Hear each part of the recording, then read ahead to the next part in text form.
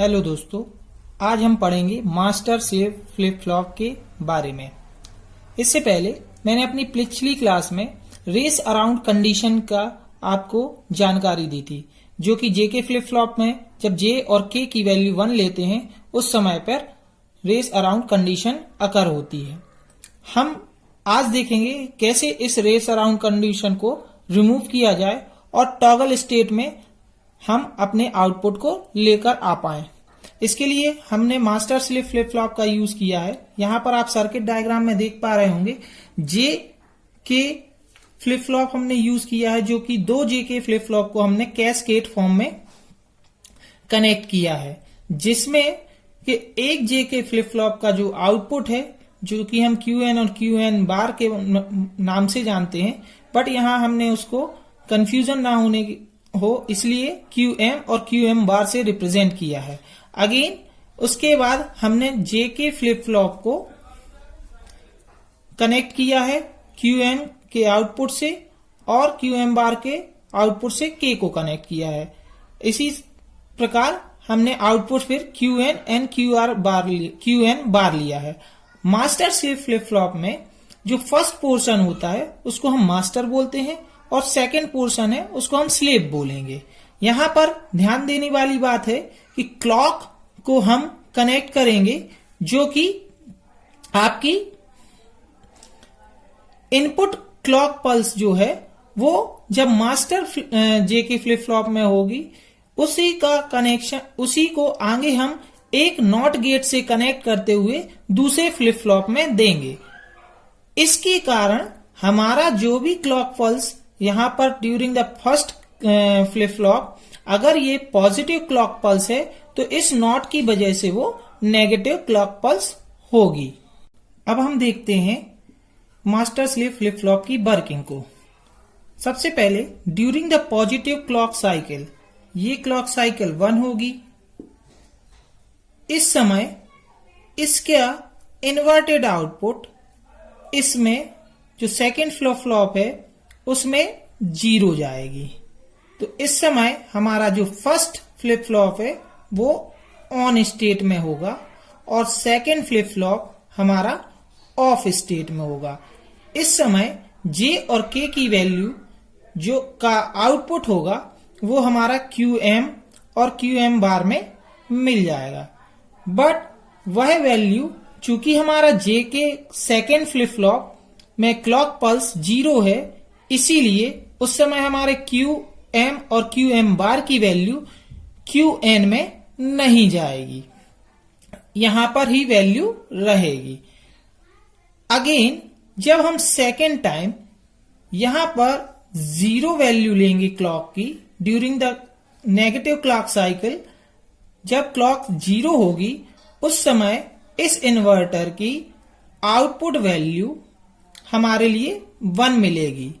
इस स्थिति में हमारा फर्स्ट फ्लिप फ्लॉप अब ऑफ हो जाएगा और हमारा सेकेंड फ्लिप फ्लॉप अब ऑन हो जाएगा। इस दौरान हमारा जो क्यू एम का आउटपुट है वो जे और क्यू एम बार का आउटपुट के में एज अ इनपुट वर्क करेगा और इस फ्लिप फ्लॉप के ऑन हो जाने की वजह से अब वैल्यू क्यू एन में आउटपुट में मिलेगी।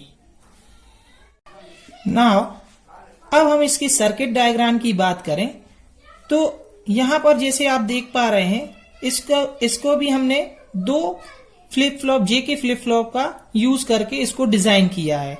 ये पोर्शन हमारा मास्टर कहलाएगा और ये स्लेव कहलाएगा। ध्यान देने वाली बात यह है कि जो हमारे क्यू एन और क्यू एन बार का आउटपुट है वो हमारे फर्स्ट फ्लिप फ्लॉप के इनपुट से कनेक्ट हो जाएगा।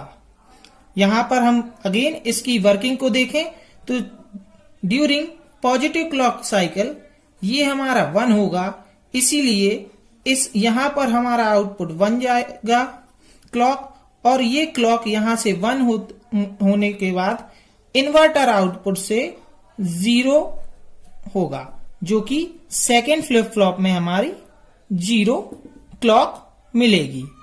इस ड्यूरेशन में हमारा first flip flop on stage पे होगा और second flip flop of stage पर होगा।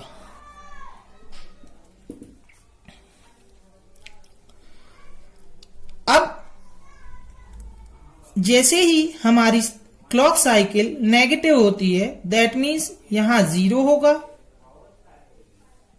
इसकी वजह से हमारा फर्स्ट फ्लिप फ्लॉप में क्लॉक 0 होगी और इसके इन्वर्टर आउटपुट में हमें 1 मिलेगा, जिससे हमारी next clock second flip flop के लिए 1 हो जाएगी। इस कंडीशन में हमारा फर्स्ट फ्लिप फ्लॉप अब ऑफ स्टेट में हो जाएगा और हमारा जो सेकेंड फ्लिप फ्लॉप है वो ऑन स्टेट में आ जाएगा।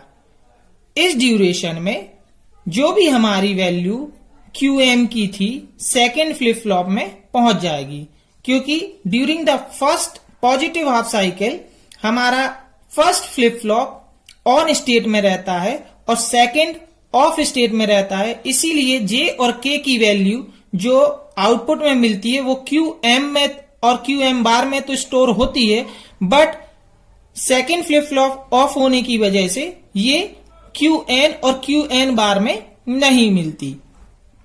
ऐसे ही जब फर्स्ट फ्लिप फ्लॉप में 0 क्लॉक जाती है तो उस समय हमारा first flip flop of state में आ जाता है और second flip flop on state में होता है। इसी वजह से हमारा जो आउटपुट है रिमेन QN ही बना रहता है। यहां पर QM से रिप्रेजेंट किया है तो QM ही रहेगा, जो कि अब J और K में एज अ इनपुट जाएगा और हमारा सेकेंड फ्लिप फ्लॉप अब ऑन है। इसी वजह से हमारा J और K का आउटपुट QN और QN बार में मिलेगा। तो इस तरीके से हम इस रेसिंग कंडीशन को रिमूव कर सकते हैं, रेस अराउंड कंडीशन को। ये स्टेट एक कंट्रोल्ड स्टेट होती है जिसे हम टॉगल स्टेट भी बोलते हैं। नाउ अब हम इसके वेव फॉर्म की बात करते हैं, वेव फॉर्म को समझते हैं। तो जैसा मैंने पहले ही कहा था कि रेस अराउंड कंडीशन को हम क्लॉक की एज ट्रिगरिंग की मदद से रिमूव कर सकते हैं। तो यहां पर हम क्लॉक की एज ट्रिगरिंग का यूज करेंगे। ये हमारी पॉजिटिव एज होती है और ये हमारी नेगेटिव एज होती है। इसी प्रकार ये पॉजिटिव एज और ये नेगेटिव एज। अब ड्यूरिंग फर्स्ट क्लॉक जब हमारी क्लॉक पॉजिटिव एज होगी उस समय हमारा फर्स्ट फ्लिप फ्लॉप जो है वो ऑन होगा और सेकेंड फ्लिप फ्लॉप हमारा ऑफ होगा। इस ड्यूरेशन में अगर हम QM और QM बार की बात करें तो यहां पर मैं QM की वेव फॉर्म ड्रॉ करने जा रहा हूं। इसका आउटपुट हमें JK के अकॉर्डिंग मिलेगा, जो कि पॉजिटिव एज के ड्यूरेशन में 1 मिलेगा और जब तक नेक्स्ट पॉजिटिव एज नहीं आती है ये स्विच नहीं करेगा। सो नेक्स्ट पॉजिटिव एज आने पर ये अगेन स्विच कर के 0 आ जाएगा और अगेन जब तक पॉजिटिव एज नहीं मिलेगी नेक्स्ट तब तक ये 0 रहेगा। ये हमारी क्लॉक वेव है, ये हमारा QM वेव है। अब हम बात करते हैं आउटपुट QN की। QN आउटपुट आप देख पा रहे हैं, ये हमारा फाइनल आउटपुट है।